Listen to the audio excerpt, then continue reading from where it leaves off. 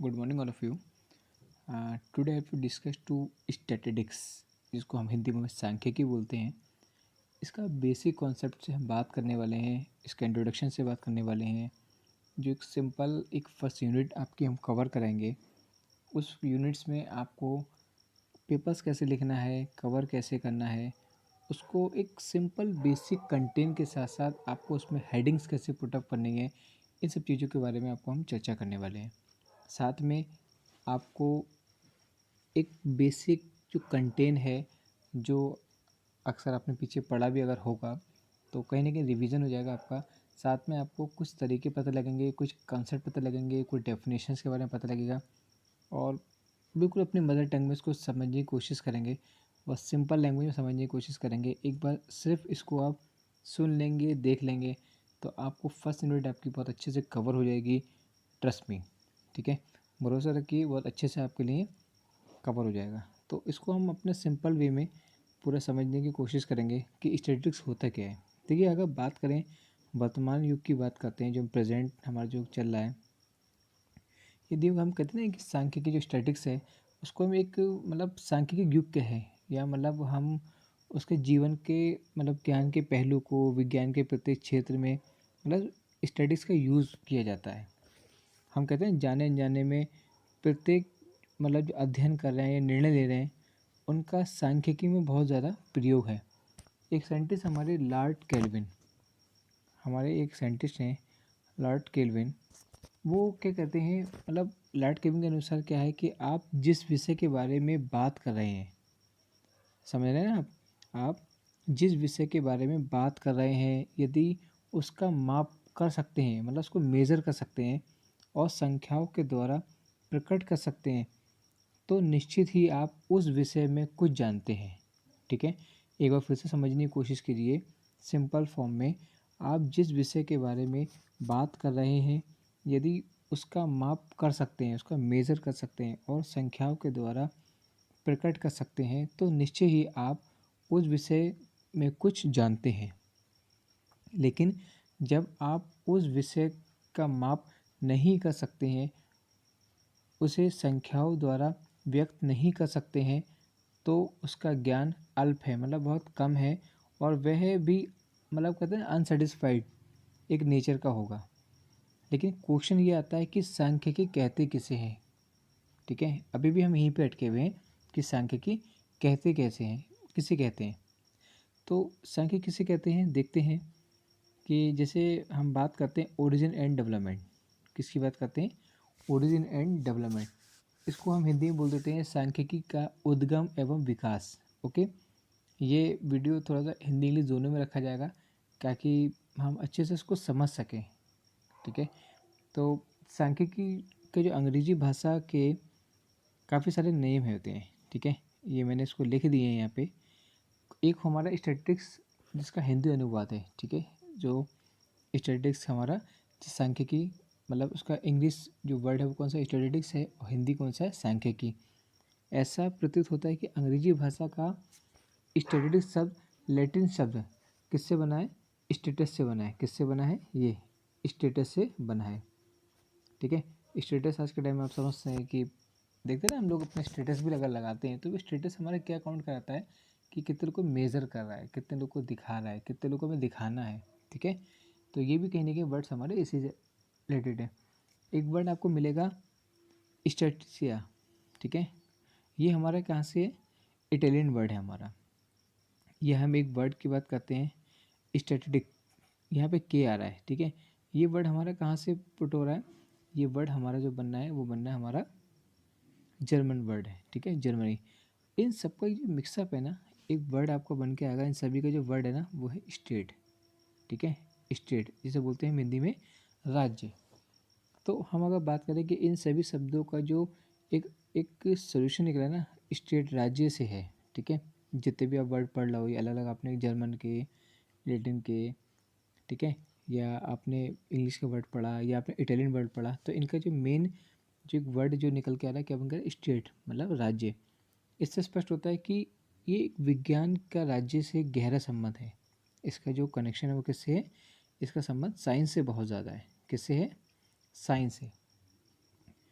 परंतु अगर हम बात करें कि इस विज्ञान का जो प्रारंभ जो है ना, वो राज्य विज्ञान के रूप में ही हुआ है। मतलब जो स्टेट जो साइंस है उससे इसका स्टार्टिंग हुई है। और अगर हम बात करें ना, प्राचीन काल में हम अपने शासक को सुचारू रूप से चलाने के लिए क्या करते थे, जैसे कि जो राजा होते थे वो आंकड़ों को इकट्ठा करवाते थे। ठीक है, जो हमारे किंग और राजा होते थे वो आंकड़ों को इकट्ठा करवाते थे। ये आंकड़े राज्य संचालन व सैन्य संचालन दोनों के लिए बहुत ही उपयोगी होते थे। अगर हम बात करें पिछले अनुभव के आधार पर, इन आंकड़ों की सहायता लेकर राजा अपनी सेना की संख्या, उसके लिए रसद, राज्य कर्मचारी के वेतन, भूमि कर आदि आवश्यकताओं को घटाते या बढ़ाते थे। भाई जब तक आपके पास आंकड़े नहीं होंगे, आपके पास डेटा नहीं होगा, तब तक आप उसको कैसे मेज़र कर सकते हो, आपको उसको कैसा डेटा का एनालाइज कर सकते हो, ये सब चीज़ें हमारे लिए स्टैटिस्टिक्स के ही पार्ट है। ठीक है, तो उसी के अकॉर्डिंग हम लोग थोड़ा सा उतार चढ़ाव हमारा चलता है। हम कह सकते हैं ना कि इसका जो प्रमाण हमारे प्राचीन ग्रंथ मनुनीति, शुक्रनीति, रामायण और महाभारत आदि के अध्ययन से भी मिलता है। ये कोई साधारण, हम जो स्टैटिस्टिक्स पढ़ते हैं, स्टैटिस्टिक्स ये कोई साधारण चीज़ नहीं है। इसका एक प्राचीन काल से चलता आया एक बहुत पुराना अध्ययन है ये।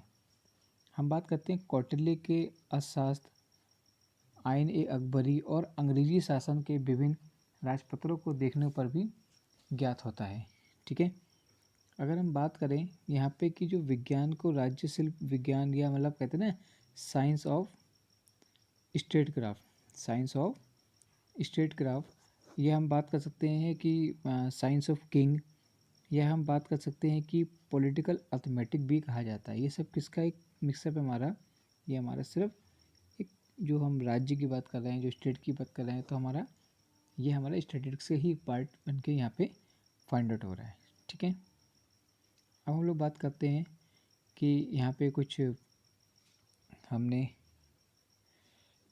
1749 में जर्मन विद्वान कौन, गॉटफ्राइड एंड वॉल ने किया था।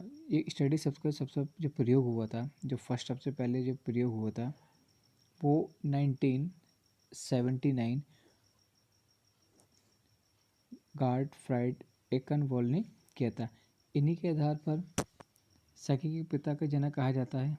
ठीक है, सांख्यिकी के जो पिता का जनक भी इसी कारण इन्हें कहा जाता है। फिर हम बात करते हैं 18वीं शताब्दी की बात करते हैं, मतलब 18th सेंचुरी की अगर बात करें, स्टैटिस्टिक्स राज्य विज्ञान के रूप में ही जानी जाती थी। तत्काल क्या हुआ कि कुछ विद्वानों के संपर्क या समग्र के अर्थ में इनका प्रयोग किया जाने लगा, मतलब डेटा एनालिसिस के रूप में इनका प्रयोग किया जाने लगा। और देखते देखते 18वीं शताब्दी, मतलब जो 18th सेंचुरी की हम बात कर रही है हमारी, तो 1796 से लेके 1874 की अगर बात करें, इनके सूत्रपात ने जिन्होंने औसत व्यक्ति की विचारधारा और इनके जो प्रायिकता व त्रुटि सिद्धांत से भी जाने वाली उपचार संबंधी विचारधारा को प्रस्तुत किया। ये जो कैलकुलेट हैं, मतलब इनकी प्रेजेंट्स में ये सब चीज़ों को हमारा प्रस्ताव रखा गया। 1501 से लेके 1536 तक की अगर बात करें, तो एक कर्नाडो जो एक जुआरी होने के साथ साथ एक महान गणितज्ञ भी थे। ठीक है, इनके बारे में ध्यान से समझना है हमें, कर्नाडो के बारे में, जो एक जुआरी होने के साथ साथ एक महान गणितज्ञ भी थे। ये जुए से होने वाले नुकसान को कम करने व धोखेबाजी से बचने के लिए कुछ नियमों व सिद्धांतों का प्रतिपादन किया। ठीक है, जरा इनका आप लॉजिक समझें। इन्होंने क्या करा, ये जुआरी थे लेकिन महान गणितज्ञ भी थे। इन्होंने जुए से होने वाले नुकसान को कम करने व धोखेबाजी से बचने के लिए कुछ नियमों का और सिद्धांतों का प्रतिपादन किया। ये नियम आधुनिक संभावनाओं सिद्धांत में खरे उतरने एवं प्रोफेसर जेम्स बर्नौली ने बड़ी संख्याओं का एक और डेनियल बर्नौली ने नैतिक संभावनाओं का नियम का स्पष्ट किए। जैसे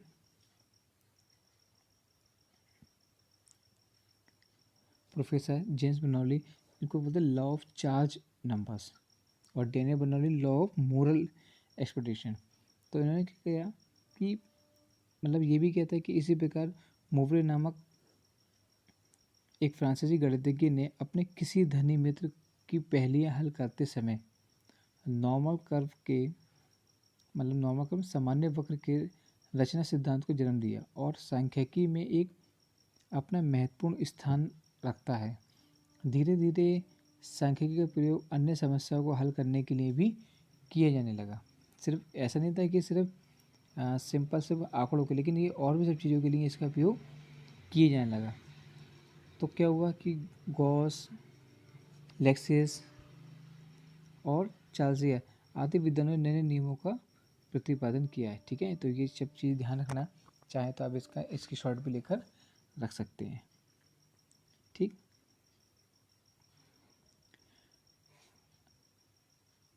अब फिर हम कहते हैं 19वीं शताब्दी में एक जो विज्ञान और अधिक विकसित करने का श्रेय क्यूटले, नेप, चार्ल्सियर, फ्रांसीसी गाल्टन और कॉल पेसन आदि को मिलता है। ठीक है, इन्होंने अपने हल्के के समय के हिसाब से ये अपने आप को अपडेट करते चले गए।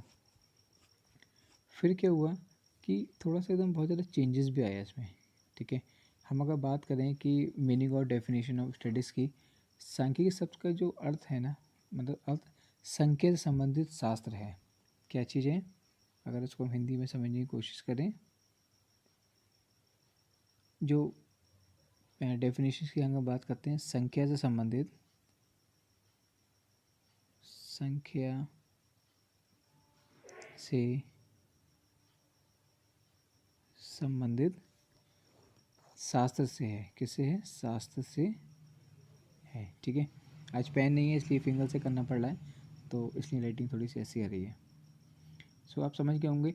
अब सांख्यिक ज्ञान की वह शाखा है जिसका संबंध संख्यात्मक तथ्यों से, मतलब न्यूमेरिकल पोर्शन से है, डेटा कलेक्शन पोर्शन से हमारा का संबंध है। हम बात करें कि जो स्टडी शब्द का प्रयोग किस किस में होता है, ये ध्यान रखना है आपको। एक तो सिंगुलर में होता है और एक प्लूरल में होता है। ठीक है, अभी सिंगुलर प्लूरल के यहाँ पे अगर बात करते हैं हम लोग, मतलब एक वचन और दो वचन दोनों में किया जाता है, किंतु दोनों के अर्थ में अंतर है। एक वचन के रूप में अगर सिंगुलर की बात करें के रूप में प्रयुक्त होने वाली, इसे सांख्यिकी का विज्ञान कहा जाता है। क्या कहा जाता है? सांख्यिकी का विज्ञान कहा जाता है। और अगर हम प्लूरल की बात करें तो ये क्या होता है, ये डेटा से संबंधित होता है। ठीक है, ये किससे होता है, ये हमारा मतलब हम साइंस ऑफ स्टडीज़ की बात कर सकते हैं, और ये किससे होता है, हमारा डेटा से रिलेटेड होता है। ठीक है, ये बात को आपको ध्यान रखनी है। नेक्स्ट हम लोग आगे बढ़ते हैं कि अगर हम बात करते हैं definition of plural science and the definition of studies, data की अगर बात करते हैं तो अगर मतलब जो हमारे डेटा हैं, हमारे पास जो डेटा होते हैं उनके किसी पहलू संबंधित, मतलब उसको विवरण प्रदान करते हैं। जैसे फॉर एग्जांपल की बात करते हैं हम लोग, राष्ट्रीय आय, ठीक है, नेशनल इनकम, बेरोजगारी, मतलब बेरोजगारी, आयात निर्यात, इंपोर्ट एक्सपोर्ट आदि से संबंधित जो आंकड़े जो भी हमारे पास कलेक्ट होते हैं, वो हमारे मतलब प्लूरल सेंस के रूप में उसको हम डिफाइन करते हैं। ठीक है, एक हमारे टिबेट के अनुसार, मतलब अकॉर्डिंग टू टिबेट, ये कहते हैं कि जन सामान्य के लिए जो डेटा होते हैं वो केवल संख्याई हैं। क्या है? सिर्फ मतलब यहाँ पे जो बात कर रहे हैं, ये जो डेटा है ना हमारा, वो कह रहे हैं कि यहाँ पे जो भी हम बात कर रहे हैं कि जन सामान्य के लिए जो डेटा केवल क्या है, संख्याई है। वॉलिस और रॉबर्ट्स के अनुसार सामान्य व्यक्ति के लिए जो डेटा शब्द में संख्याओं को धुंधला सा निरस अर्थ दिखाई देता है, मतलब होता है, मतलब पर्टिकुलर तरीके से वो कह रहे हैं कि डेटा नहीं है, लेकिन वो कह रहे हैं डेटा है, टिपस कहते हैं। तो ये कहने की सबका अपने में तर्क है, लेकिन बाद में जो इनका सोल्यूशन निकल के आता है वो समथिंग सिमिलर लगता है हमको। ठीक है, according to Horace and Crystal की बात करते हैं तो ये इनका क्या कहना है कि मतलब जो भी हमारे आंकड़े हैं वो सभी मतलब विशेष हैं, मतलब स्पष्ट रूप से उनको व्यक्त कर सकते हैं, क्योंकि अगर हमारे पास डेटा है हम तभी किसी पर्टिकुलर चीज़ की बात कर सकते हैं, हम उनका एक एक आकलन भी अगर निकालते हैं तो हमारे पास कुछ ना कुछ मटेरियल होना बहुत ज़्यादा ज़रूरी है। ठीक है, यह हम बात कर सकते हैं कि मतलब ऐसे समूह से, मतलब ऐसे ग्रुप से, मतलब उनकी एक व्यवस्थित ढंग से एकत्रित किए जाते हैं और दूसरों को तुलनात्मक, मतलब उसको कंपेयर करा जाता है डेटा के साथ साथ। मतलब डेटा जो आप इकट्ठे कर रहे हो ना, उसका एक सिस्टमेटिक रूप होना चाहिए। ये नहीं कि आप कहीं से भी डेटा कुछ भी कर रहे हो, एक पर्टिकुलर किसी भी चीज़ का आप डेटा उठा रहे हैं। जैसे नेशनल इनकम की बात अभी हमने की थी, बेरोजगारी की बात की, तो इसका सिस्टमेटिक एक तरीका होता है जो डेटा को कलेक्ट करने का। ये नहीं है कि हमने कैसे भी, हमने मान लीजिए कि 10 साल का ले लिया, 1 साल का ले लिया, 2 साल का ले लिया, तो एक एक पर्टिकुलर एक सीक्वेंस है। ये नहीं कि हमने 1 साल का लक्ष्य अलग उठा लिया, आप कोई सन का अलग उठा लिया, तो उसको मर्ज नहीं कर पाएंगे। मतलब मर्ज कर लेंगे तो उसको डिफाइन नहीं कर पाएंगे हम सही से। ओके, अब बात करते हैं हम लोग characteristic of the statistical data. ठीक है, तो वे सिंपल सिंपल पॉइंट हैं, इसको एक बार हम समझ लेते हैं और अच्छे से इसको हम कवर कर लेंगे। तो फर्स्ट जो हमारा टॉपिक दे रखा है, मतलब हेडिंग हमने देखो, ये हमने इसलिए लिखे हैं, हेडिंग इसलिए कराई है, ये हेडिंग्स आपके लिए बहुत ज़्यादा इंपॉर्टेंट है। और इसको आप ठीक से कर लेते हैं ना, तो ये अच्छे से इसको आप ग्राफिक बना के, है ना, कि आपने क्या करा है कि इसको, जैसे कि आपने हेडिंग डाली यहाँ पे, ठीक है, तो आपने यहाँ पे पॉइंट 1 2 3 पर लिख दिए। फिर एक एक पॉइंट की बात करेंगे। फिर पहले आपने सब पॉइंट्स लिख दिए, फिर एक एक पॉइंट्स को आप लिखते चले आओगे और अपने इसको सोल्यूशन आप लिखते चले आओगे। ये अच्छा इंप्रेशन भी पड़ता है और आपको भी माइंड सेट रहता है। ठीक है, तो एग्रीगेट्स ऑफ फैक्ट्स, इसको जो अगर हम हिंदी में बात करते हैं तो बोलते हैं तथ्यों के समूह ही समक होते हैं। ठीक है, समक में डेटा होते हैं, तथ्यों के समूह ही होते हैं हमारे डेटा होते हैं। हम बात करते हैं कि इसका मतलब क्या है। इसका मतलब ये है कि मतलब यदि किसी एक तथ्य या अंक में व्यक्त किया जा सकता है इसको, मतलब किसी पर्टिकुलर किसी एक अंक में इसको हम व्यक्त कर सकते हैं, तो उसे समय की संज्ञा नहीं दी जा सकती, बल्कि तथ्यों के समूह से संबंधित आंकड़ों को ही समंक कहा जा सकता है। समंक मीन्स हमारे ये जो फैक्ट्स हैं हमारे, मतलब उदाहरण की अगर बात करें, किसी एग्जांपल्स की बात करते हैं, तो किसी व्यक्ति का वेतन मान लीजिए 800 रुपये है। कितना है? 800 रुपये है, मतलब मासिक 800 रुपये है, मंथली। तो अब ये समक नहीं कहलाएगा, परंतु यदि ये कहा जाए कि राम की औसत मासिक आय कितनी है, 1000 रुपये, तो ये समक कहेंगे, क्योंकि ये तथ्यों के सबूत की ओर ध्यान आकर्षित करता है। ठीक है, बात को समझ में आ रहा है ना आपके? मतलब फैक्ट 800 रुपये उसको हम नहीं काउंट कर रहे हैं, लेकिन 1000 रुपये की बात कर रहे हैं, तो हम करने के उसको हम एक डेटा में एनालाइज कर रहे हैं।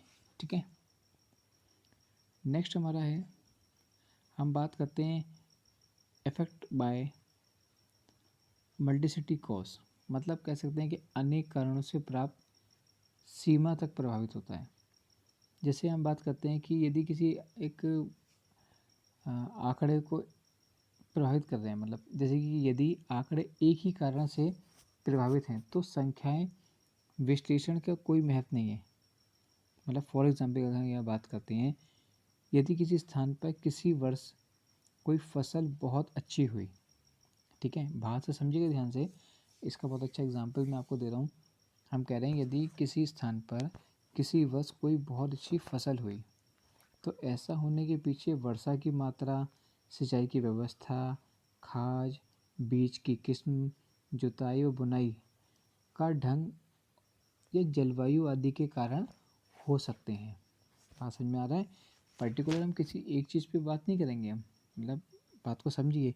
हमने कहा यदि किसी स्थान पर किसी वर्ष कोई फसल बहुत अच्छी हुई, तो ऐसा होने के पीछे वर्षा की मात्रा, सिंचाई की व्यवस्था, खाद, बीज किस्म, जुताई बुनाई का ढंग, जलवायु, अनेक कारण हो सकते हैं।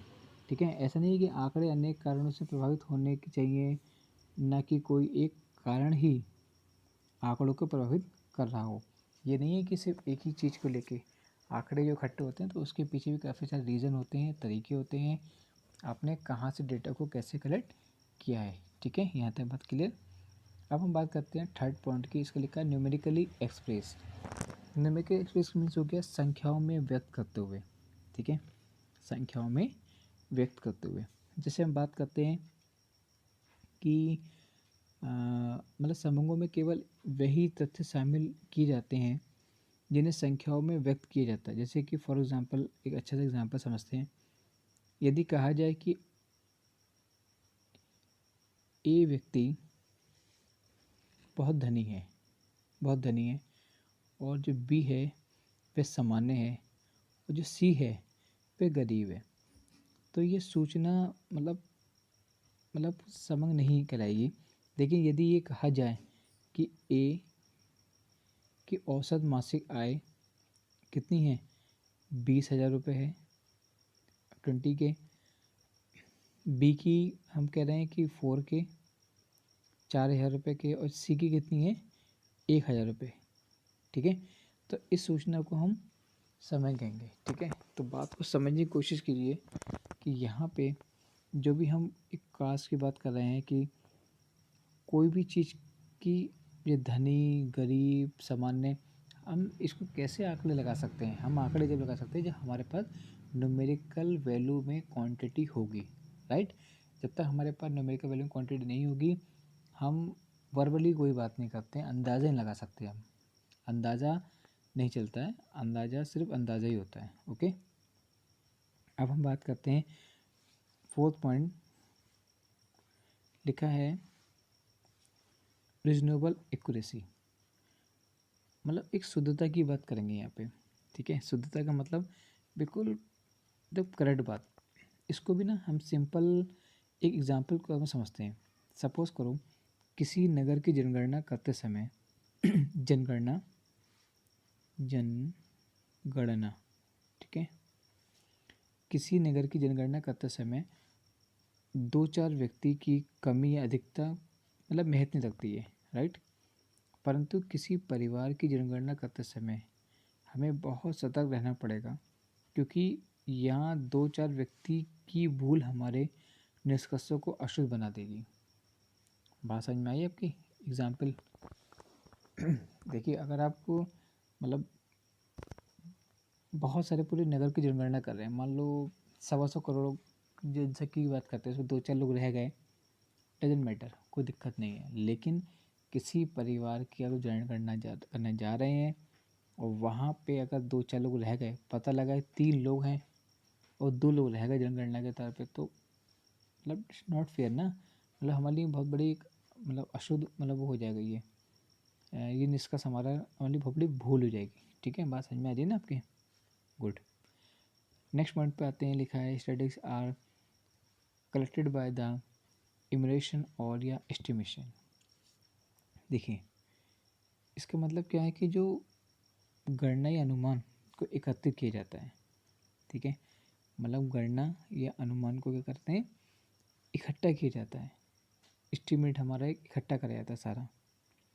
तो देखिए यहाँ पे ज़्यादा लंबा ना खींचते हुए हमने क्या करा कि एक सिंपल की बात करते हैं, सिंपल एग्जाम्पल लेते हैं यहाँ पर भी। ठीक है, एग्जाम्पल समझेंगे ना तो आपको अच्छे समझ में आ जाएगा।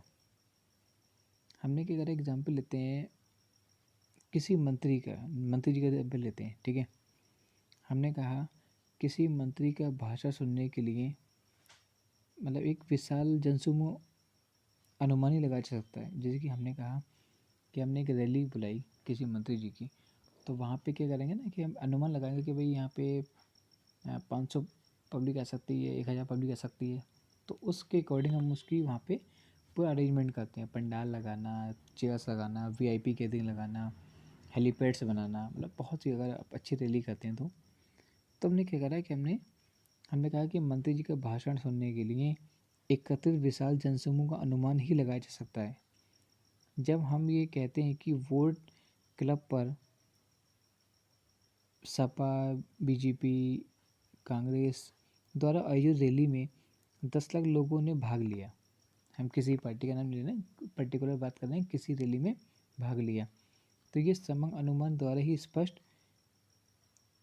मतलब एक मतलब अनुमान लगा रहे हैं ना, मतलब ही प्राप्त होता है। क्योंकि आयोजित रैली में शामिल प्रत्येक व्यक्ति को गिना नहीं जा सकता, केवल भीड़ को देखकर अनुमान लिया जा सकता है। परंतु जब हम कहते हैं कि राष्ट्रपति ने एनडीए राज्य की सरकार के गठन हेतु महामंत्री से 10 मंत्री को शपथ दिलाई, तो समगणना प्राप्त की जाती है। बात को समझने की कोशिश करो यहाँ पे। एक वर्ड यूज़ करते हैं हम लोग, infinity, finite and non finite. मतलब अब बहुत सारी भीड़ है पास, हमने कहा ना रैली में भाई हमें नहीं पता कि आपने कह दिया ना कि हमारी 600 लोग की गैदरिंग है, ठीक है, 600 या 1000 लोग की या 10,000 लोगों की, तो हम एक अंदाज़ा लगाएंगे कि हाँ समथिंग समथिंग 5,000 लोग आ गए हैं, 6,000 लोग आ गए हैं, ठीक है। हम काउंटिंग कर रहे हैं, गिनने नहीं बैठे हैं वहाँ पर, भीड़ है, रैली है। लेकिन अगर यहाँ पे कहीं पे अगर बात करते हैं कि राष्ट्रपति जी ने इतने मंत्री को सम्मान दिया, ठीक है, तो सम्मान दिया 10 मंत्री को दिया या 10 मंत्री को शपथ दिलाई, तो काउंट है, मतलब फाइनाइट है, वैल्यू तो फिक्स है। तो वहाँ पे आप इसको कह सकते हैं कि ये हमारे क्या है, ये हमारी एक एस्टीमेट हमारा यहाँ पे कंफर्म वाला है, ठीक है, डेटा हमें पता है। नेक्स्ट बात करते हैं, यहाँ तक क्लियर हो गया होगा I think. Collection for pre determined purpose, हम बात करते हैं पूर्व निश्चित उद्देश्यों के लिए संग्रहण, पूर्व निश्चित। तो यहाँ पे भी एक एग्जाम्पल की बात करते हैं, हम उदाहरण के लिए बात करेंगे। अगर एग्जाम्पल के लिए यदि किसी विद्यालय में अध्ययन छात्रों के प्राप्तांक संबंधी आंकड़े इकट्ठे किए जा रहे हैं, तो ये पहले ही निश्चित हो जाना चाहिए कि उसमें जो इकट्ठे करने का उद्देश्य क्या है। मतलब आप जो डेटा इकट्ठा कर रहे हो ना, तो आपको रीज़न तो पता होना चाहिए ना कि मैं डेटा किस चीज़ के लिए चाहिए। मान लो वो डेटा आपको स्कॉलरशिप नहीं चाहिए, वो डेटा आपको किसी डिपार्टमेंट में कंपेयर करने के लिए चाहिए, वो डेटा आपको किसी कंपटीशन में बच्चों को पार्टिसिपेट करने के लिए चाहिए, किसी एक्टिविटी में पार्टिसिपेट करने के लिए चाहिए। तो वो जब आप डेटा ले रहे हो तो उस डेटा का रीज़न भी हमको मालूम होना चाहिए, ओके। तो तभी आप उस डेटा का अच्छी तरीके से आकलन कर सकते हो, राइट। एंड लास्ट है, सॉरी, एंड लास्ट है collected in the symmetric manner,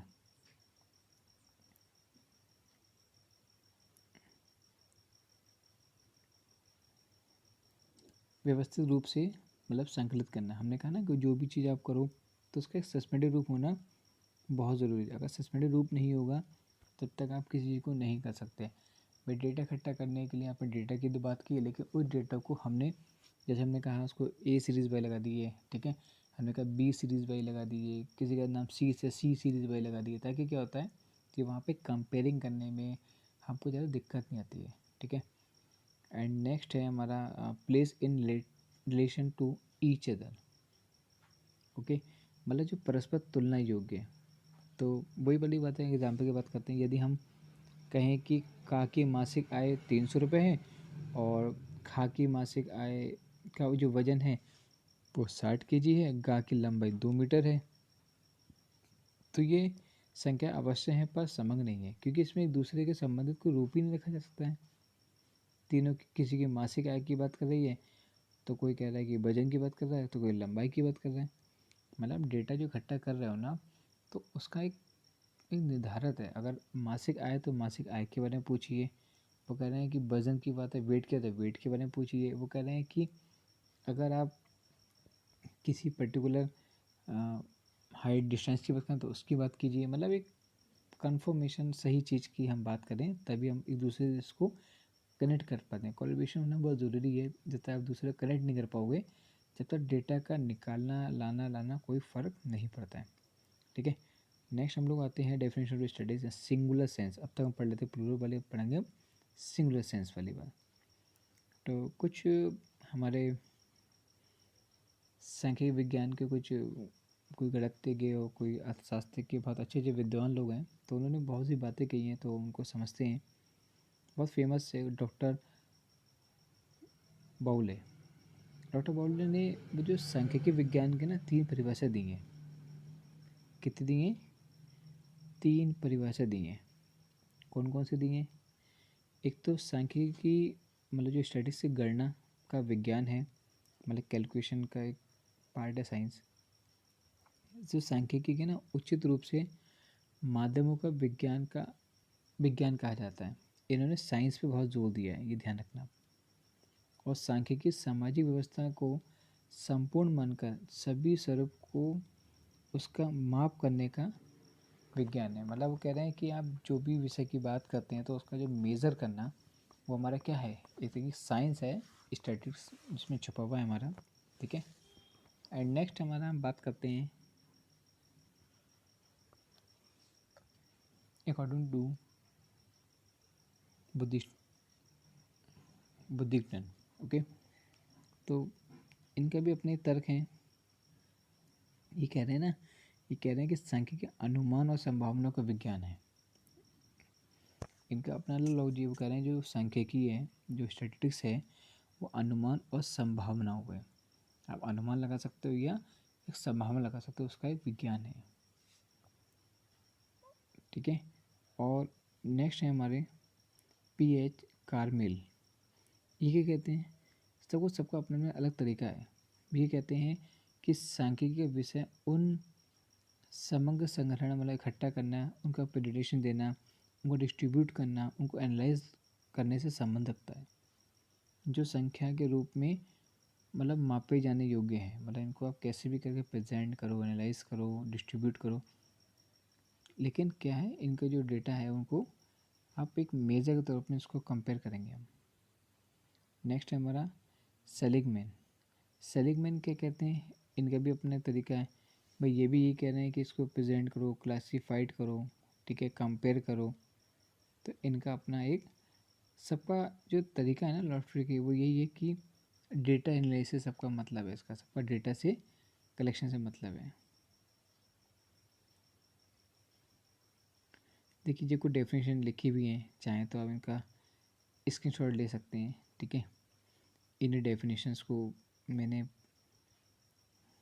समझ के आपको बता रहा हूँ, तो आप इस टाइप की डेफिनेशन आप जब भी कभी लिखें तो पेपर में लिख के आएँ, ताकि डेफिनेशन जितनी ज़्यादा आपको पता होंगी उतना आपके लिए एक अच्छा वो रहेगा। नेक्स्ट बात करते हैं scope and division of statistics, यह बात कर सकते हैं। इसका एक नेक्स्ट क्वेश्चन ऐसे बन के भी आता है, सब्जेक्ट मैटर ऑफ स्टैटिस्टिक्स, ठीक है। देखिए स्कोप नाम से समझ में आ रहा है, ये पेपर में बहुत ज़्यादा पूछा जाता है, ठीक है।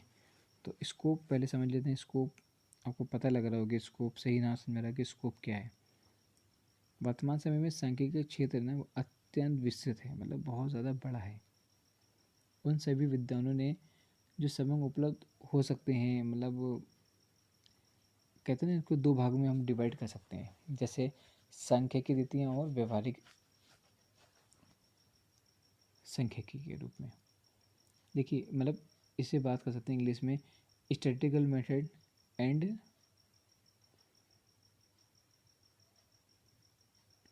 This one, statistical method. देखिए स्टैटिस्टिकल मेथड में हम बात करें, यूल एंड कर्नाड ने लिखा है कि इनकी रीति हमारे मतलब उन अभिप्रायों से रीति ऐसे हैं जिनका प्रयोग करके अनेक कारणों को हम मतलब प्रभावित कर सकते हैं, उनके इफेक्ट कर सकते हैं। अब जैसे बात करते हैं हम लोग डेटा ऑफ कलेक्शन, तो प्रत्येक संख्या सबसे पहले क्या है, आवश्यक कार्य करता है, क्या करता है, डेटा का कलेक्शन। समस्याओं के अनुसार ही ये निश्चित किया जाता है कि कब, कहाँ से, किस ढंग से और कितने आंकड़े एकत्रित किए जाएं जो समस्याओं पर समुचित प्रकाश डाल सके, ठीक है। ध्यान रखना कि कब, कहाँ से, किस ढंग से और कितने आंकड़े इकट्ठे करें, क्या कहलाता है हमारा कलेक्शन ऑफ डेटा। फिर होता है हमारा क्लासिफिकेशन। क्लासिफिकेशन क्या होता है कि जो भी अपने डेटा इकट्ठे किए, ठीक है, वो अधिक सरल व तुलना योग्य बनाने के लिए किसी गुण विशेष के आधार पर विभिन्न वर्गों में बांटते हैं, जैसे वजन, रंग, स्थान आदि के गुण में इसका आधार हो सकता है। नेक्स्ट है हमारा टैबुलेशन, मतलब सारणी की बात करते हैं। तो हमने कहा ना कि जो आपने एनालाइज किया था अभी, उनको और अधिक सरल, स्पष्ट मतलब क्लियर और तुलना योग्य बनाने के लिए उन्हें सारणी बनाकर उनको प्रेजेंट किया जाता है, ठीक है, ताकि उनके विभिन्न जो खाने संख्याओं को लिखा जाता है और एक टैबुलेशन फॉर्म में उसको किया जाता है। नेक्स्ट है हमारा प्रेजेंटेशन। प्रेजेंटेशन क्या है हमारा फोर्थ पॉइंट। प्रेजेंटेशन कहता है हमारा कि इस रीति के द्वारा 31 जो भी मतलब जो बिंदु रेखा या ये रेखा चित्र की बात करते हैं तो उसको प्रदर्शित किया जाता है। और उसको मस्तिष्क पर छोड़ सके, मतलब इस टाइप से एक छाप बना देते हैं, एक मतलब एक थीम बना देते हैं कि वो हमारे माइंड में बिल्कुल सेट हो जाता है। नेक्स्ट है हमारा एनालिसिस। एनालिसिस हम कैसे करते हैं किसी भी चीज़ का? एनालिसिस हम इसको ऐसा करते हैं कि जैसे हमने औसत या उसका संबंध, मतलब उसको मेज़र करना, मतलब उसको किसी चीज़ से कंपेयर करना भी कह सकते हैं। किसी भी जो आपके आंकड़े हैं तो उसको आपस में कंपेयर करना भी हमारा एक एनालाइज करना कि उसको पहले क्या था, अब क्या है, आगे क्या होगा, एक एक कंपेयर करते हैं उसको। एंड नेक्स्ट है हमारा इंटरप्रिटेशन। ये क्या होता है कि ये हमारा जो भी हमारे पास से एनालाइज करा, उसको अध्ययन करा, उसके बाद इंटरप्रिटेशन की विधि द्वारा हमसे जो भी हमारे निष्कर्ष निकलते हैं, कंक्लूज़न निकलता है, वो हमारा क्या कहलाता है? इंटरप्रिटेशन कहलाता है। ठीक है। एंड नेक्स्ट बात करते हैं हम लोग अप्लाइड स्टैटिस्टिक्स की बात करते हैं। इसमें क्या होता है कि मतलब ये हिंदी में का रूपांतर बात करें इसका, ये होता है व्यवहारिक सांख्यिकी, मतलब व्यवहारिक। अब क्या है ना कि सांख्यिकी के जो मतलब विशेष समस्याओं के अध्ययन में जो प्रयोग किया जाता है, ठीक है, वो क्या कहलाता है हमारा, मतलब उसको हम किससे काउंट करते हैं? हमारा एक हमारा अप्लाइड स्टडीज़ फॉर्म है वो। जैसे कि हम बात करते हैं कि जनसंख्या, कृषि, राष्ट्रीय आय, कीमत, उद्योग, व्यापार आदि से संबंधित जो भी हमारे संबंध आते हैं, उसी के आधार पर नियंत्रण रेखी, मतलब linear programming, okay, linear programming and operation research आदि भी किसके? अप्लाइड स्टैटिस्टिक्स के ही अंतर्गत आते हैं। ठीक है, ध्यान रखना है आपको, linear programming and operation research. अब हम बात करते हैं कि मतलब जो अप्लाइड स्टैटिक्स है इसको भी पुनः दो भागों में डिवाइड करा गया है। कौन कौन सा? Descriptive applied statics and science applied statics, जिसको हम हिंदी बोलते हैं वर्णनात्मक एंड वैज्ञानिक व्यवहारिक सांख्यिकी। अब हम वर्णनात्मक मतलब डिस्क्रिप्टिव की बात करते हैं तो इसमें क्या है कि भूतकाल और वर्तमान, मतलब जो हमारा पास्ट एंड प्रेजेंट काल को इकट्ठा किया गया, मतलब जो डेटा है हमारा, ठीक है, हम उसमें आय, मतलब income, national income and import export, population, इन सब की हम उसमें कंपेयर करते हैं। And statistical scientific applied studies में क्या है कि इसमें बहुत सारे हमारा, जैसे कि हम अर्थशास्त्र से रिलेटेड जो भी हमारे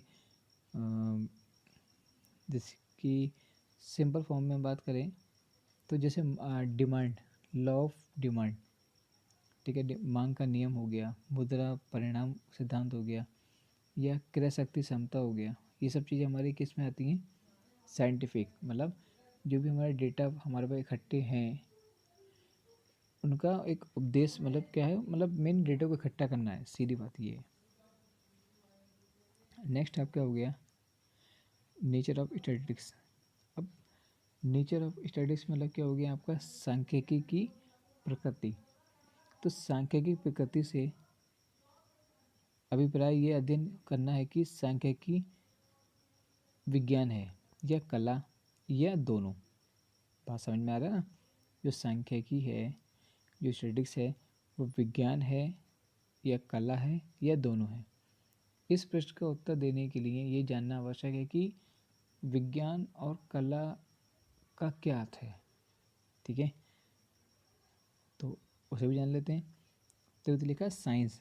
तो साइंस जो है यहाँ पे वह किसी विषय का जो क्रमबद्ध, मतलब एक सीक्वेंस है ना, वो ज्ञान को विज्ञान कहते हैं। इसमें किसी को तथ्य विशेष के कारण, मतलब परिणाम के पारस्परिक संबंध का अध्ययन किया जाता है। अतः किसी भी मतलब कहते हैं ज्ञान को विज्ञान तभी कह सकते हैं जब ज्ञान से संबंधित विशेषताएं विद्वान हों। बात समझ में आ रहा है आपके कि किसी भी ज्ञान को विज्ञान तभी कह सकते हैं जब उस ज्ञान में कुछ मतलब विशेषताएं उपलब्ध हों। ठीक है, जैसे बात करते हैं कि लिखा है ना इसमें कि स्टैटिस्टिक्स एंड साइंस। तो इसका मतलब क्या है कि स्टैटिस्टिक्स मतलब सांख्यिकी, जो स्टैटिस्टिक्स का अध्ययन करने से पता चलता है कि उपरोक्त सभी जो लक्षण हैं स्टैटिस्टिक्स में पाए जाते हैं। स्टैटिस्टिक्स का ज्ञान एक सीक्वेंस रूप में है, समूह में है, ग्रुप में है, तो इनके तथ्य कारण या परिणाम का अध्ययन किया जाता है। तो बात करते हैं इसमें इसमें अनेक नियम सिद्धांत हैं, जैसे कि law of inertia of large, ठीक है। एंड नेक्स्ट क्या है, लॉ ऑफ स्टैटिकल रेगुलेटिंग। तो भाई ये जो नियम्स हैं आपके, वो क्या कह रहे हैं हमारे, अकॉर्डिंग टू क्रॉस्टर एंड क्राउडेंट के अनुसार क्या कह रहे हैं, वो कह रहे हैं कि एक विज्ञान नहीं है, सांख्यिकी जो है, जो स्टैटिस्टिक्स है, वो एक साइंस नहीं है, वह एक वैज्ञानिक विधि है। बात को समझ में आ रहा है, वो एक विज्ञान नहीं है, वो एक वैज्ञानिक विधि है, मतलब वो साइंस नहीं है, वो साइंटिफिक मेथड है। ओके। और इसको हम 4 स्टेप में अगर हम इसको बात करते हैं, मतलब इसकी बात करें तो ऑब्जर्वेशन, हाइपोथेसिस मतलब परिकल्पना करना, प्रिडिक्शन पूर्वानुमान लगाना, एंड वेरिफिकेशन मतलब इसका परीक्षण करना, इन मतलब चारों स्टेप को ही स्टडीज रीतियों का व्यापक प्रयोग होता है। वॉलेस एंड रोबस हमारे एक साइंटिस्ट हैं, ठीक है, उन्होंने भी लिखा है कि जो स्टैटिक्स है ना, वो स्वतंत्र और मतलब मूलभूत विज्ञान का ही समूह नहीं है, बल्कि ये ज्ञान प्राप्त करने की एक रीति का समूह है। ओके। और उसके बिना मतलब फल प्राप्त नहीं होते हैं, विज्ञान के बिना सांख्यिकी निर्मूल होती है, मतलब ये एक ऐसा अटैचमेंट है, एक हार्ट बीट है, ठीक है। तो इसका बहुत ज़्यादा यूज़ है, इसलिए एक दूसरे से कनेक्ट है ये, और कनेक्ट होना बहुत ज़्यादा इम्पोर्टेंट है। अब हम बात करते हैं कि हमारा चल रहा है नेचर ऑफ स्टैटिक्स, तो उसमें मीनिंग ऑफ आर्ट। तो मतलब कहते हैं ना, कला किसी कार्य को करने का सर्वोत्तम उपाय बतलाती है। ये हम कह सकते हैं, सेकंड वर्ड्स में कह सकते हैं इसको, कि कला ज्ञान की वह शाखा है जो विभिन्न समस्याओं को समाधान हेतु सर्वोत्तम रीतियों को बताती है। मतलब बहुत ज़्यादा जो कला है, बहुत एकदम एक अलग यूनिक चीज़ है, जितनी भी हमारी प्रॉब्लम को सॉल्विंग है, उसको एकदम बेस्ट तरीका, बेस्ट मेथड उसको बताती है। और कहते हैं स्टैटिक्स एंड आर्ट की मीन्स क्या है कि मतलब जो स्टैटिक्स में कला के भी लक्षण पाए जाते हैं। स्टैटिक्स हमें ये बताती है कि विभिन्न समस्या को समाधान में सांख्यिकी की रीतियों का प्रयोग किस प्रकार किया जाए। जैसे फॉर एग्जांपल आपको जल्दी समझ में आ जाएंगे। हमने क्या करा है कि स्टैटिक्स में केवल इसी बात का अध्ययन नहीं किया जा सकता, समांतर माध्य, मध्य, बहुलक की गणना कैसे की जाती है, मतलब मेन, मीडियन, मॉड कैसे की जाती है, बल्कि स्टैटिक्स हमें ये बताती है कि स्टैटिक्स हमें ये बताती है कि मेन का प्रयोग कहाँ उत्तम है, मीडियन का प्रयोग कहाँ उपयुक्त है, एंड मॉड का उपयोग जो है वो कहाँ स्थिर उचित है। मतलब ये तरीका होता है, ये नहीं कि आपको सिर्फ पढ़ा दिया, मतलब उसका यूज़ कहाँ पे, कैसे, किस जगह, कौन सा फॉर्मूला इसमें हमको यूज़ करना है, राइट। तो जो भी विषय की कला रहने के लिए अत्यंत आवश्यक होते हैं, ये क्या कहलाती है हमारी, ये कला भी है। तो हम अगर बात करें इनका कैलकुलेशन की बात करें इतनी चीज़ की, तो हम कह सकते हैं कि जो स्टैटिक्स है ना, वो साइंस एंड आर्ट दोनों ही हैं। क्योंकि स्टैटिक्स में जहाँ एक और रूल्स, लॉ या सिद्धांत का प्रतिपादन किया गया है, वहीं दूसरी ओर मतलब उसका व्यवहारिक प्रयोग भी, मतलब विधि बताई गई, मतलब साइंटिफिक मेथड भी उसका बताया गया, राइट। तो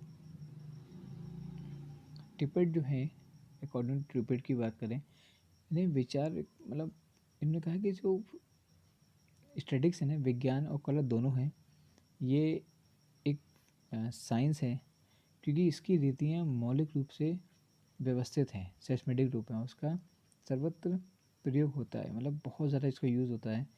ये एक ऐसी आर्ट है क्योंकि इसमें रीतियों का सफल प्रयोग, उनकी लिमिटेशन, इनकी सांख्यिकी मतलब योग्यता, अनुभव, विशेष मतलब इन सब पे ज्ञान पे निर्भर करती है, ठीक है। एंड लास्ट आते हैं, हम लोग आगे बढ़ते हैं, लिखा है फंक्शन ऑफ स्टैटिस्टिक्स।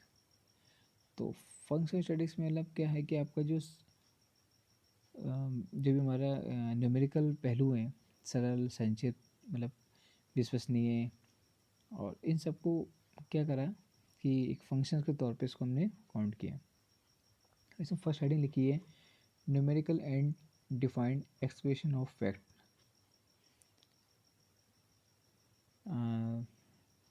इसमें जो first definition numerical and define express of fact, यहाँ पे कुछ इनकम्प्लीट है। तो इसका मतलब ये है कि जो भी हमारे तथ्य हैं ना वो संख्यात्मक और निश्चित रूप से प्रदान है।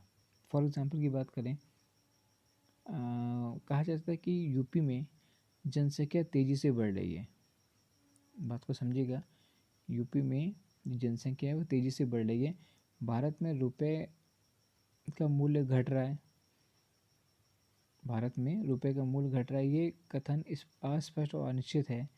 इसके स्थान पर यदि कहा जाए कि 2001 की जनगणना के अनुसार उत्तर प्रदेश की जनसंख्या 16.6 करोड़ है, तो ये स्पष्ट और निश्चित विवरण है।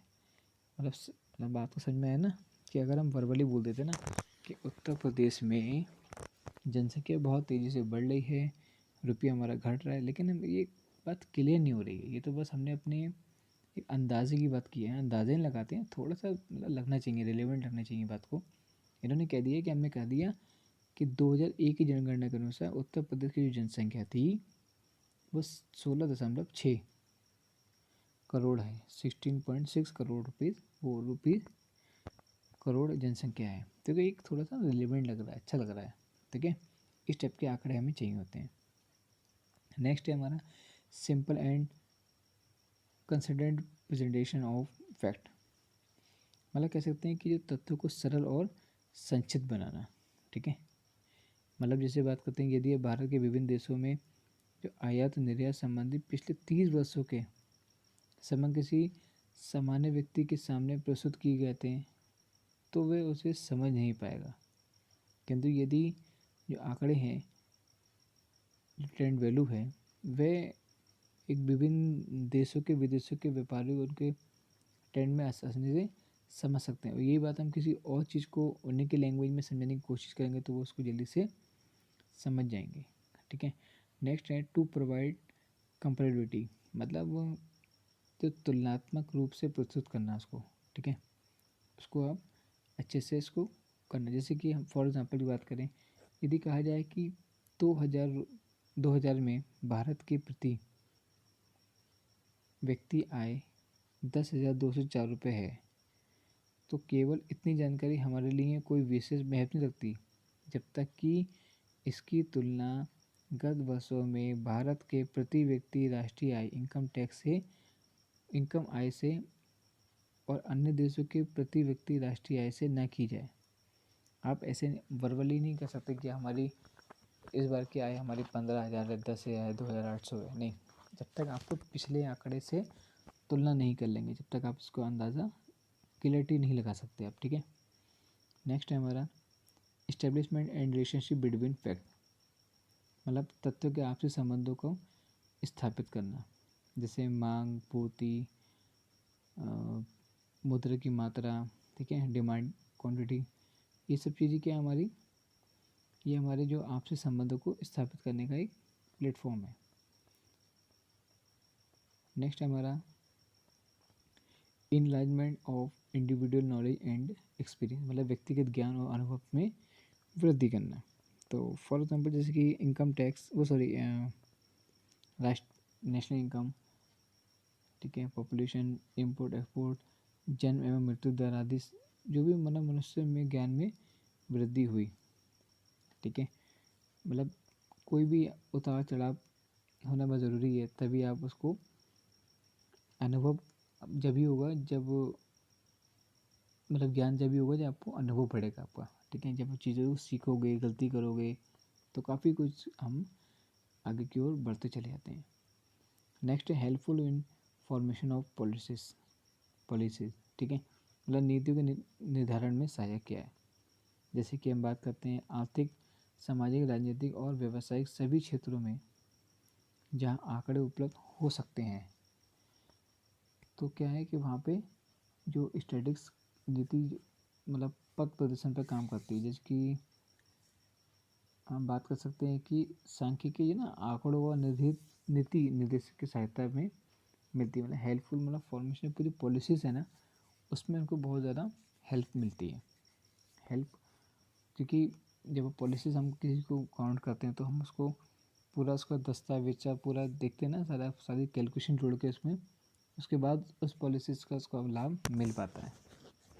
उसकी एज हो गई, उसकी बहुत सारी इश्यूज़ हैं, ठीक है, उन सबको कंपेयर करने के बाद। एंड नेक्स्ट है टू हेल्प ऑफ फोरकास्टिंग, मतलब जो पूर्व जो सहायता करना, ठीक है।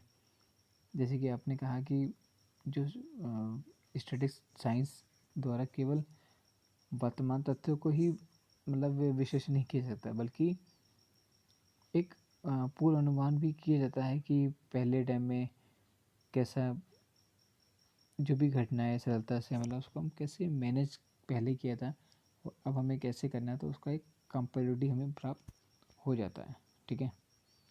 नेक्स्ट हमारा इम्पोर्टेंट ऑफ स्टैटिस्टिक्स, मतलब हम बात करते हैं, बहुत इम्पोर्टेंट ही है ये। हम बात करते हैं प्राचीन काल में जो शासन बहुत ही सुगमतापूर्वक चलाने के लिए राज्य की जनसंख्या, भूमि, लगान, रसद आदि से संबंधित जो आंकड़े होते थे, जो डेटा होता था, वो इकट्ठा किया जाता था। उस समय सांख्यिकी की उपयोगिता राज्य तक सीमित थी, जो राज्य वर्ड निकल के आया फिर से आपका, परंतु वर्तमान समय में सामाजिक, आर्थिक, राजनीतिक सभी क्षेत्रों में के साथ साथ ज्ञान विज्ञान की प्रत्येक शाखा सांख्यिकी का प्रयोग होता है। इसके लिए सैकराइस्ट ने ठीक कहा है कि व्यापार, राजनीतिक, सामाजिक नीति और राज्य से संबंधित शायद ही कोई समस्या हो जिसको समझने के लिए मतलब डेटास की आवश्यकता ना पड़ती हो, ठीक है। अब हम जैसे बात करते हैं कि इम्पोर्टेंट फॉर गवर्नमेंट, मतलब सरकार के लिए महत्व, तो हम बात कर सकते हैं कि मतलब इम्पोर्टेंट वो स्टेट एडमिनिस्ट्रेशन की बात करते हैं कि शासन प्रबंधन के लिए।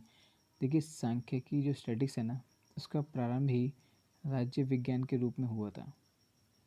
आज विश्व में जबकि शासन की समस्या अधिक जटिल हो गई है और इसे और महत्वपूर्ण स्थान प्राप्त हो गया है। आज हम ये कह सकते हैं कि जो statistics are the eye of government administrations, plus आज हम कह सकते हैं कि समग्र सरकारी प्रशासन के नेत्र हैं, ठीक है। और इसके साथ साथ राज्य को ठीक तरह से चलाने के लिए सरकार को अनेक प्रकार की सूचनाएं की आवश्यकताएं पड़ती हैं। तभी तो जब डेटा पहुंचेगा तभी तो नई नई पॉलिसीज़ गवर्नमेंट हमारे लिए लॉन्च करती है, तभी तो पता लगता है कि कितनी गरीबी है, कितनी अमीरी है। तभी तो आपको जो एम्प्लॉयमेंट कार्ड हम जो बात करते हैं रोजगार दफ्तर में, तो पता लगता है कि हमारे कितनी शिक्षित लोग हैं, कितने अशिक्षित लोग हैं। तो ये सब चीज़ें जब तक डेटा नहीं पहुंचेगा, जब तक हम उसको कैसे डिफाइन कर सकते हैं।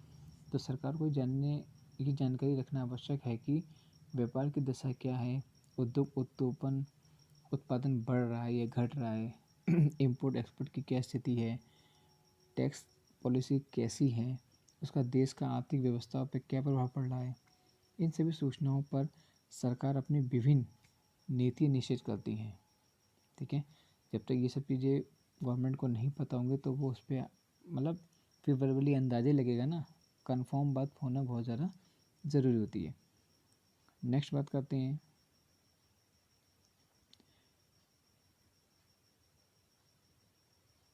Estimated of mean planning, okay. Initial for economic planning, ठीक है, मतलब आर्थिक नियोजन के लिए अनिवार्य क्या है। आधुनिक युग में जो आर्थिक नियोजन का युग है वो संसार का प्रत्येक राष्ट्र मतलब एक प्लान के हिसाब से लगा हुआ है, विकास मतलब उसमें डेवलपमेंट में हुआ लग रहा हुआ है। लेकिन आंकड़े के जो जो हमारे जो है ना डेटा, उसके अभाव में कोई मतलब सुव्यवस्थित योजना बनाना असंभव है। मतलब इकोनॉमिक्स प्लानिंग के लिए योजना निर्माताओं को देश के संपूर्ण आर्थिक, प्राकृतिक, मानवीय, भौतिक इनका पूर्ण ज्ञान होना अत्यंत आवश्यक है। जब तक ये सब चीज़ें नहीं पता होंगी, जब तक आप इकोनॉमिक प्लानिंग के बारे में बात नहीं कर सकते, राइट। अब हम जैसे बात करते हैं कि एस्टिमेट ऑफ मीन, मतलब साधनों का अनुमान, मतलब जो प्लानिंग है ना, वो उसके लिए पूर्ण जानकारी होना बहुत ज़्यादा ज़रूरी है। सेट प्रायोरिटी, मतलब प्राथमिकता को तय जब कर पाओगे आप, जब जो आपकी इकोनॉमिक प्लानिंग है उनके बाद लक्ष्य होने चाहिए, आपको एक टारगेट होगा, ठीक है। जब टारगेट होगा तभी उस तक आप पहुंच पाओगे। नेक्स्ट है सेटिंग ऑब्जेक्टिव, मतलब आपको जो भी आपका आधार है, जब तक आपका कोई आधार नहीं बनेगा, बेस नहीं बनेगा, मीडियम नहीं होगा, तब तक आप अपने लक्ष्य तक नहीं पहुंच पाएंगे। एंड नेक्स्ट है evolution of the progress of scheme, मतलब योजनाओं की प्रगति का मूल्यांकन करना, ठीक है। तो उसका मूल्यांकन कैसे करोगे कि जब मूल्यांकन आप जब कर पाओगे, सपोज करिए कि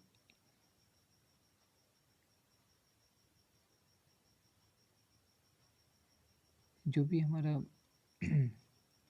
मतलब दिशा सूचक यंत्र की बात करें, जैसे कि जहाज के भटक जाने की संभावना रहती है। हम बात करें कि अच्छा सा एग्जाम्पल लेते हैं इसमें कि जैसे कोई प्लानिंग की आपने, तो उसके लक्ष्य को वास्तविक परिणामों की तुलना में करके ये देखना है कि जो जो प्लान बनाया ना वो कहाँ तक सफल रहा है, ठीक है।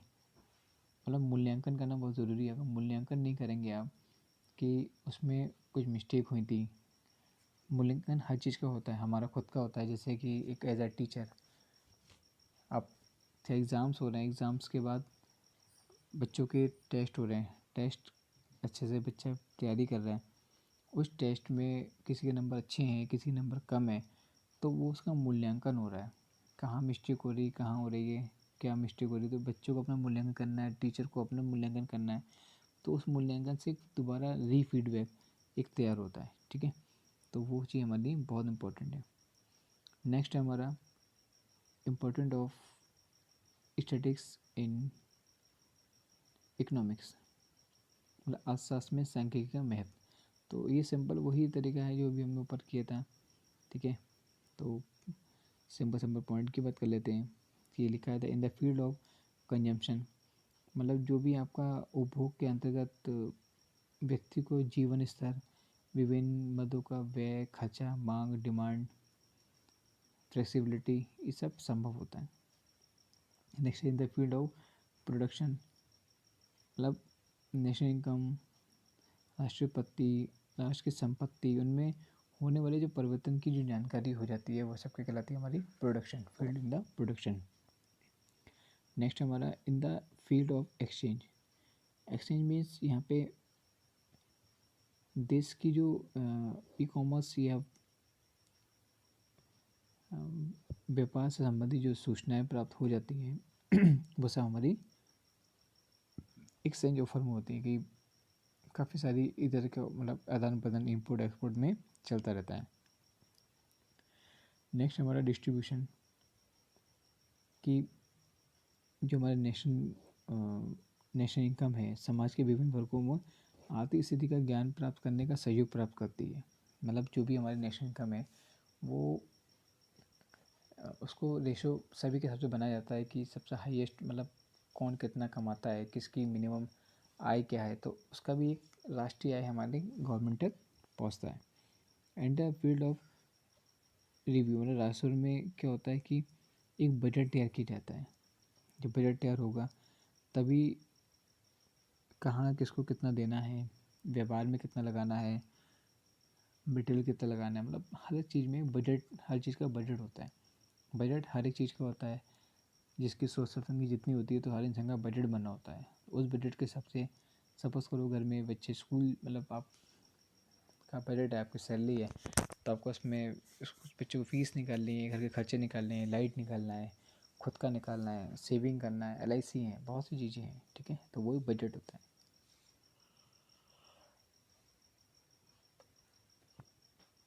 नेक्स्ट आपका इम्पोर्टेंट ऑफ स्टैटिस्टिक्स,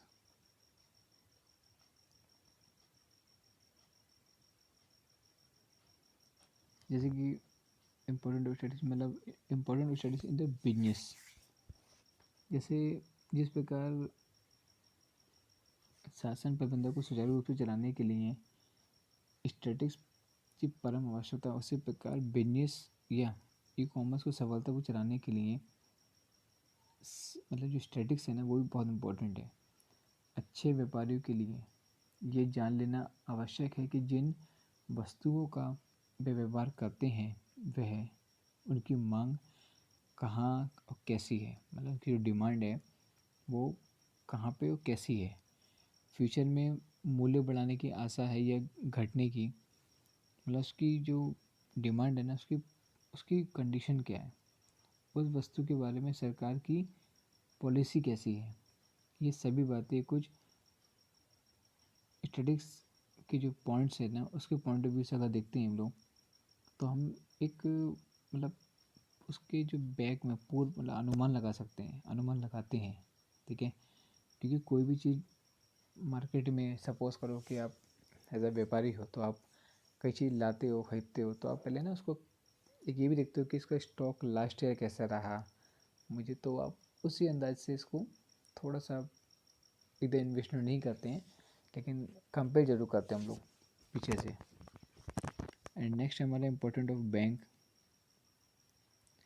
भाई बैंक के प्रबंधक की बात करें वित्तीय समग्र आधार पर एक निश्चित करते हैं, मतलब व्यवसायिक वर्षों के किस वर्ष अधिक धन की मांग करते हैं और किस अवधि में कम।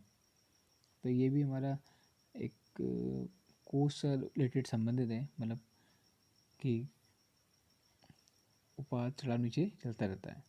एंड नेक्स्ट हमारा इम्पोर्टेंट ऑफ इंश्योरेंस कंपनीज, मतलब बीमा कंपनी तो समस्त कार्य को ही डेटा पर आधारित करती है, जैसे कि उनके प्रीमियम की दर हो गई, expectation of life, life tables, theory of probability, ये सब चीज़ें हमारी क्या है इम्पोर्टेंट इंश्योरेंस कंपनी से रिलेटेड है। इम्पोर्टेंट रेलवे,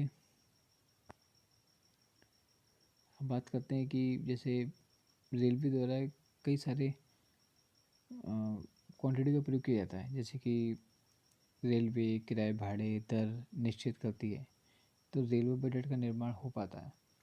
ठीक है, जैसे कि आपका टिकट है तो टिकट जितने का उतने के लोग ना, आप ये करना कि उसमें बार्गेनिंग करोगे वहाँ पे जाके तो फिक्स है। ठीक है, तो उसका वो भी बजट है, मतलब वो बजट अगर मान लो उसमें बढ़ोतरी करी गई है तो क्या करती है, जब गवर्नमेंट बढ़ोतरी कर रही है तो उसको पता है कि अब कुछ चीज़ कॉस्ट महंगी पड़ रही है, इसको डेवलप करना है अपने स्टेशंस को, तो कहाँ से पैसा वसूल करेगी, हम ही लोगों से, तो उसको वहाँ मैनेज करते हैं। Last point important of common people, इसे बोलते हैं जन साधारण के लिए महत्व, मतलब सामान्य मनुष्य के दैनिक जीवन में किसी भी स्टडीज़ का महत्वपूर्ण स्थान है।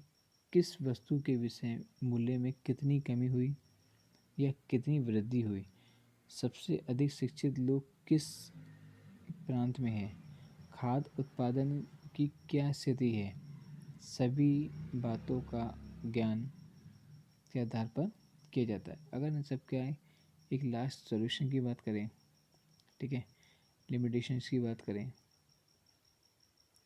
तो जल्दी जल्दी समझ लेते हैं लिमिटेशन को भी।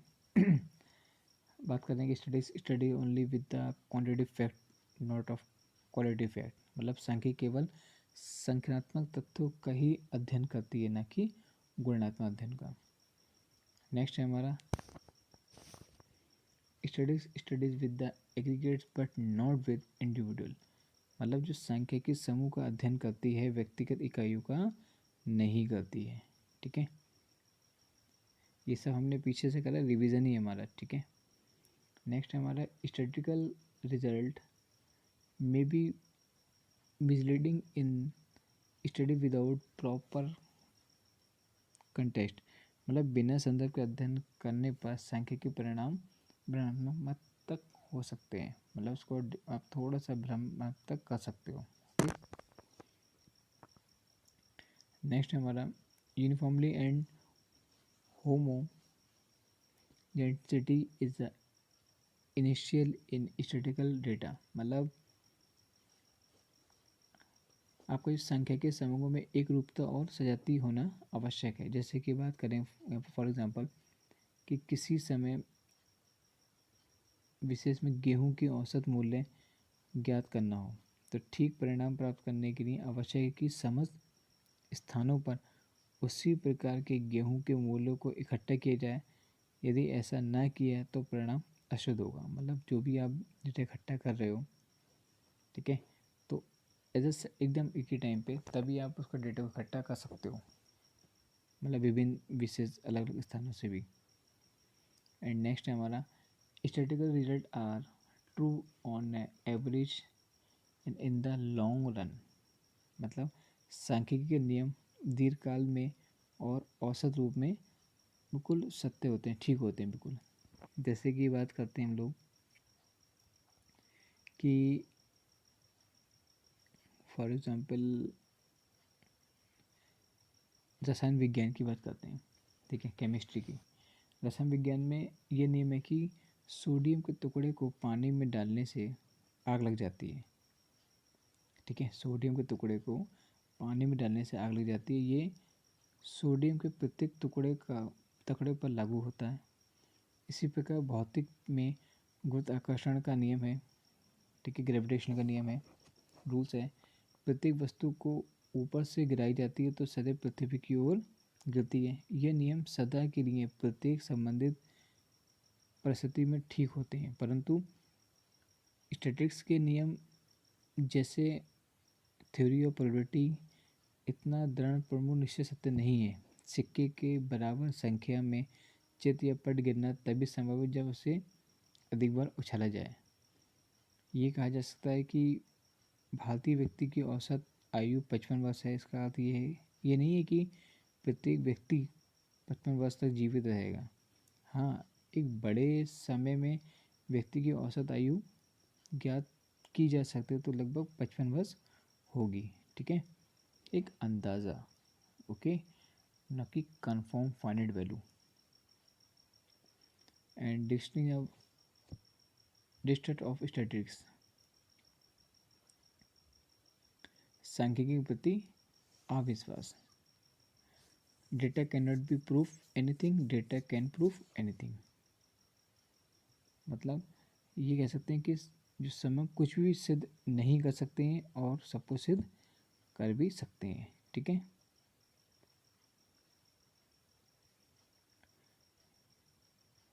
बट रियली के अनुसार क्या कहते हैं, झूठ 3 प्रकार के होते हैं, झूठ, सफ़ेद झूठ और समंग, ठीक है। भाई जो झूठ होते हैं ना वो 3 तरीके के होते हैं। कौन कौन से होते हैं वो कह रहे हैं, एक तो झूठ है, एक सफ़ेद झूठ है और एक समक है।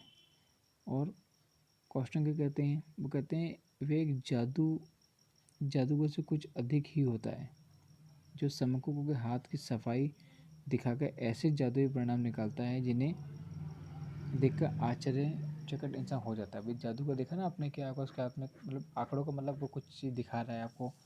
उनने क्या करा है कि एक टॉपिक 10 टॉपिक कर दी, एक कबूतर 10 कबूतर उन्हें दिखा दिए, तो वो क्या है आपको मतलब पलक झपकते ही उन्हें अपना काम कर दिया आपको, मतलब एकदम आश्चर्य, मतलब एक अलग ही चीज़ उन्हें प्रेजेंट कर दी। परंतु उन पर जो विश्वास तो भी नहीं करते हैं, भले ही वो कुछ भी करते हैं, लेकिन हमारे मन में डाउट क्या रहता है कि अरे यार ने मतलब है इसके पास कहीं से कुछ, ठीक है। तो लेकिन क्या था कि जो भी है लेकिन हम उसको जज नहीं कर पाए। एंड नेक्स्ट क्या है, लक आदि के अनुसार क्या कहते हैं, जो आंकड़े हैं ना, जो डेटा है वो एक उन्नत रोग के चिकित्सक की तरह होते हैं, मतलब चिकित्सक की भांति की तरह होते हैं जो किसी भी पक्ष का समर्थन कर सकते हैं। कह सकते हैं सिंपल फॉर्म में सहायता से कोई भी बात सिद्ध की जा सकती है। जो सहायता हेल्प से कोई भी बात को आप प्रूफ कर सकते हो, ठीक है। सो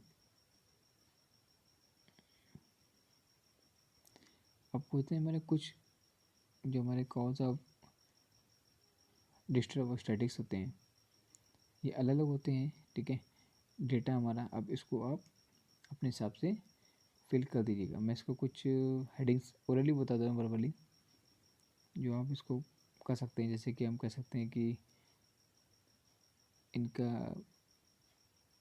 मतलब विरोधाभास होना, इनका जो भी हमारी जो लिमिटेशन है उसकी जानकारी ना होना, जो भी जो इनकी जो नॉलेज है खासकर पूर्व में उसका थोड़ा ज्ञान का, नॉलेज का अभाव होना, ठीक है, जो भी डेटा है उसका दुरुपयोग होना, हम डेटा गलत यूज़ कर रहे हैं, जो भी परस्पर जो हमारे पास जो डेटा है उनका मतलब उनसे कनेक्शन नहीं मिलना, सस्पेंडेड रूप से नहीं होना, ये सब चीज़ें हम इसमें लिख सकते हैं। और खासकर ध्यान रखना जो डेटा है उनको बिल्कुल शुद्धता के मतलब बिल्कुल रियल होनी चाहिए, फेक डेटा नहीं होनी चाहिए। ये सब चीज़ें हमारी विचार विमर्श होना चाहिए। ये सब चीज़ें हमारी इस डेटा में इसमें हम लिख सकते हैं, ठीक है। स्टार इसलिए बनाया है, स्टार आपको इसलिए बनाया है कि एग्ज़ाम में कैसे लिखना है। आपने डेटा यहाँ लिख दिया, एक हेडिंग यहाँ लिख दी, एक हेडिंग यहाँ लिख दी, यहाँ लिख दी, यहाँ लिख दी, फिर इन हेडिंग को आप एक एक करके डिफाइन कर सकते हो। ये स्टार के फॉर्म में इसको बना सकते हो, या आप इसको ऐसे बना सकते हो। आपने क्या करा, एक बॉक्स बना दिया, ऐसे ऐसे इसको कर सकते हो। जितनी भी आपको हेडिंग लिखनी है ये ऐसे भी कर सकते हो उसको अलग अलग तरीके से, ठीक है। तो ये सिंपल चीज़ें थी आपकी जो आपको समझाई गई हैं। आई होप अच्छे समझ में आ गई होंगी, और अगर आ गई हैं तो चैनल को लाइक और सब्सक्राइब करना बिल्कुल ना भूलिएगा। Thank you so much, have a good day.